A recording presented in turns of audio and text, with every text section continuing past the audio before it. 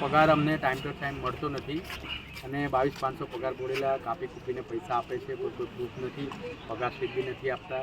PF અત્યાર સુધી કપાયું છે તો એના બી પૈસા જમા થયા છે નથી થયા એ બી કંઈ એપમાં કે કોઈ જગ્યાએ બતાવતું નથી. એટલે અમે આ લોકોએ હડતાલ પાડેલી હતી ડ્રાઈવરો, કારણ કે પગાર ટાઈમ ટુ ટાઈમ મળતો નથી. 15 તારીખ 18 તારીખ 20 તારીખ થઈ જાય છે.